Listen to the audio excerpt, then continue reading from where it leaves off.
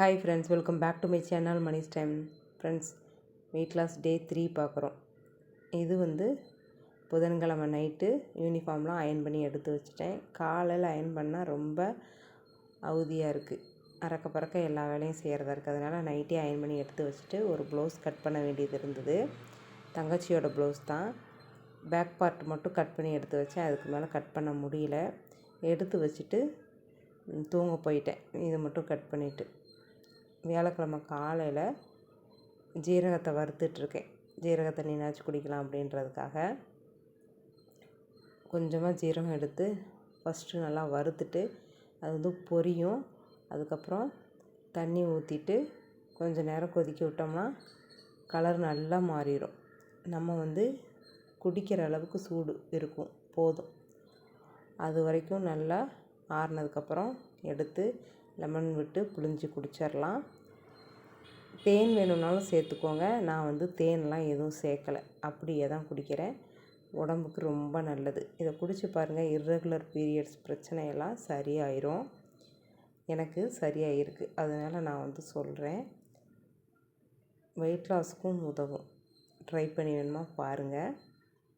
First குடிக்கும்போது நமக்கு குடிக்க பிடிக்காது. அப்புறம் சரியாயிரும். இதை ரெடி பண்ணி வச்சுட்டு வெயிட்லாம் செக் பண்ணதுக்கப்புறம் தான் நான் ஜீரக தண்ணி குடித்தேன். ஆற வச்சுட்டு வந்துட்டேன். வெயிட் செக் பண்ணி பார்த்தா எனக்கே கஷ்டமாயிடுச்சு. என்னடா இது, முதல் நாள் 500 கிராம் இருந்தது, மறுநாள் 100 கிராம் இருந்தது, இப்போ 600 கிராம் காமிக்குதே, 73 600 காமிக்குதேன்னு பார்த்தேன். பரவாயில்ல, அப்படி தான் இருக்கும் அப்படின்ட்டு ஜீரக தண்ணி எடுத்து குடித்தாச்சு. கலர் பாருங்கள் எவ்வளோ சேஞ்சாக தெரியுதுன்னு. லெமன் கட் பண்ணி கொஞ்சமாக புழிஞ்சு விட்டுட்டேன். ரொம்ப புழிஞ்சோம்னா வாயில் வைக்க முடியாது. ஃபஸ்ட்டு ஜீரக தண்ணியே குடிக்க முடியாது. இதில் லெமனும் புழிஞ்சு விட்டால் அதுக்கு மேலே முடியாது. ஓரளவுக்கு ஒரு 2-3 ட்ராப் மட்டும் விட்டுட்டு நான் எடுத்து குடிச்சிட்டேன். காலையில் எம்டி ஸ்டொமக்கில் குடிக்கிறேன். இதுக்கு முன்னாடி கொஞ்சமாக பச்சை தண்ணி குடித்தேன். குடித்து முடிச்சுட்டு பசங்களுக்கு லஞ்ச் ரெடி பண்ண போயிட்டேன். அவங்களுக்கு அரைக்கீரை சாதம் தான் செஞ்சேன். கீரையை நல்லா கழுவிட்டு பொரியல் மாதிரி பண்ணி அதை அப்படியே சாப்பாடு போட்டு கிளறி கொடுத்து விட்டுறலாம். அதுக்கு தொட்டுக்கிறதுக்கு வாழைக்காய் வறுவல், ஸ்நாக்ஸுக்கு மக்காச்சோளம், இதெல்லாம் ரெடி பண்ணி எடுத்து வச்சு பசங்களாம் ஸ்கூல் தாட்டியாச்சு. ஸ்கூல் தாட்டுற வரைக்கும் நமக்கு ஒரே பரபரப்பாக இருக்குது. என்ன பண்ணுறதுனே தெரியல. காலையில் சாப்பிட்றதுக்கு பாஸ்தா கேட்டிருந்தாங்க. நான் இப்போ தான் ஃபஸ்ட் டைம் ரெடி பண்ணுறேன். எனக்கு டேஸ்ட்டு பிடிக்கல. அவங்களுக்கு பிடிச்சி வச்சு சாப்பிட்டு கிளம்பிட்டாங்க. அதுக்கப்புறம் தோசைக்கல் வச்சு வாழைக்காய் போட்டு வறுத்து எடுத்துகிட்ருக்கேன். இதுதான் அவங்களுக்கு இன்றைக்கி லன்ச்சு. எங்களுக்கு தனியாக நாங்கள் கடைஞ்சிக்கணும். அவங்களெல்லாம் அனுப்பி வச்சுட்டு நான் நட்ஸு ஜூஸ் எடுத்துக்கிட்டேன் பிரேக்ஃபாஸ்ட்டுக்கே. காலையில் ஜீரக தண்ணி குடித்ததுனால நான் ஜூஸ் குடிக்கலை.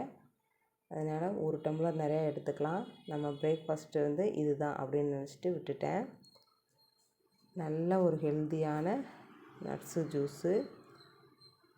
இதில் நட்ஸு மட்டும்தான் சேர்த்து அரைச்சேன். வேறு பாலோ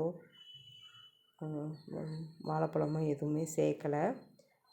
நம்ம மனசு கண்ட்ரோலாக இருந்தால் இதுவே போதும். கண்ட்ரோல் இல்லாமல் போனால் தான் ஏதாவது எடுத்து சாப்பிட தோணும். நான் இதை மட்டும் குடிச்சிட்டு விட்டுட்டேன். எனக்கு வேறு வேலை மற்ற வேலை எதுவும் இருந்ததுன்னா எனக்கு பசி எடுக்காது. வேலை இல்லாமல் சும்மா இருக்கேன்னா கிச்சனுக்கும் ஹாலுக்கும் நடந்துகிட்டே இருப்பேன். ஏன்னா ஏதாவது எடுத்து சாப்பிட்ணும். அதுக்காக வேலை இருந்ததுன்னா வேலையை மட்டும் பார்த்துட்ருப்பேன். எனக்கு ஹெவியான வேலை மாவு அரைக்கிறது, துணி துவைக்கிறதுலாம் இருந்தது. எனக்கு இதுதான் ஹெவியான வேலை. அப்புறம் தையல் மிஷினில் உட்காந்தோன்னா அதுவும் எனக்கு சாப்பிட தோணாது. அப்படியே வேலையை பார்த்துட்ருப்பேன். மாவு அரைச்சி வச்சுட்ருந்தேன். இட்லி அரிசியும் ரேஷன் அரிசியும் போட்டு தான் மாவரைச்சி கரைச்சி வச்சுட்டேன். சாப்பாடு வடித்து வச்சாச்சு. பருப்பு போட்டு கீரை கடையணும். அதை கடைஞ்சி அவங்களுக்கு லஞ்சுக்கு வச்சிடணும். நமக்கு லன்ச்சு ஹெவியாக எதுவும் வேணாமே, வெயிட் செக் பண்ணி வேறு பார்த்தோம்ல, அதனால் சாலட் மாதிரி எடுத்து சாப்பிட்டேன்.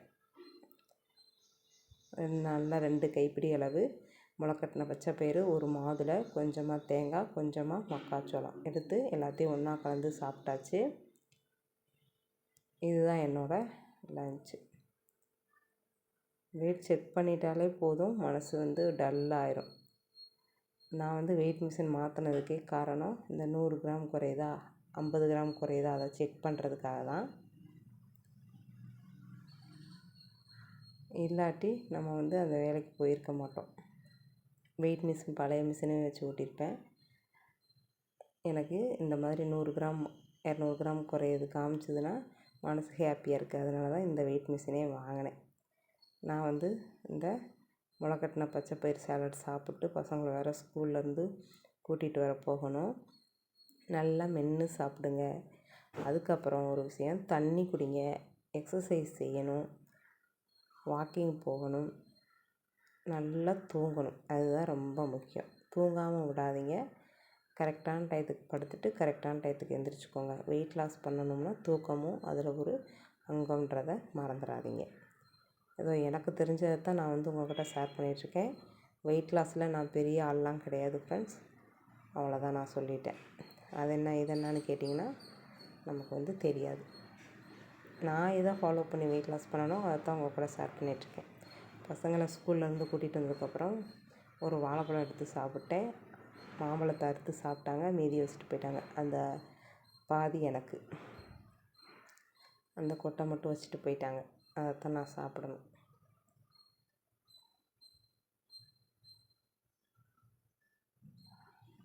ஸ்கூல்லேருந்து கூட்டிகிட்டு வந்ததுக்கப்புறம் அது இப்படி இது இப்படி, அது அவங்க இது சொன்னாங்க இவங்க அதை சொன்னாங்கன்னு சொல்லி ஒரே பதில் கேள்வியுமாக தான் இருக்கும். ஸ்நாக்ஸ்லாம் சாப்பிட வச்சு டியூஷன் அனுப்பிட்டு நானும் கொஞ்சம் நேரம் இருந்துட்டு வாக்கிங் வந்துட்டேன். நான் என் தங்கச்சி பொண்ணு. எதுக்கு தான் இவங்க வர்றாங்கன்றது தெரியல. வாக்கிங் நடக்கிற என்னையும் குழப்பி விட்டு உட்கார வச்சுருவாங்க. ஆனால் இன்றைக்கி நான் வந்து விடலை. வாக்கிங் வந்து 10,000 ஸ்டெப்பு முடிச்சு தான் ஆவேன். நான் உட்கார வரலன்னு சொல்லி என் தங்கச்சிட்ட சொல்லிட்டேன். அவள் கொஞ்சம் நேரம் நடந்துட்டு அவளுக்கு ஹோம்ஒர்க் பண்ணணும் அப்படின்ட்டு போயிட்டாங்க. நான் வந்து 10,000 ஸ்டெப்பு முடிச்சிட்டேன். அதே மாதிரி எக்ஸசைஸும் ஒரு அரை மணி நேரம் இருக்கும், செஞ்சு முடிச்சிட்டேன். எனக்கு வந்து மனசு ரொம்ப ஹாப்பியாக இருக்குது. அதுக்கப்புறம் நைட் டின்னர் பார்த்திங்கன்னா 2 சப்பாத்தி, கொஞ்சமாக தக்காளி சட்னி வச்சு சாப்பிட்டோம். இதுதான் என்னோடய டின்னர்.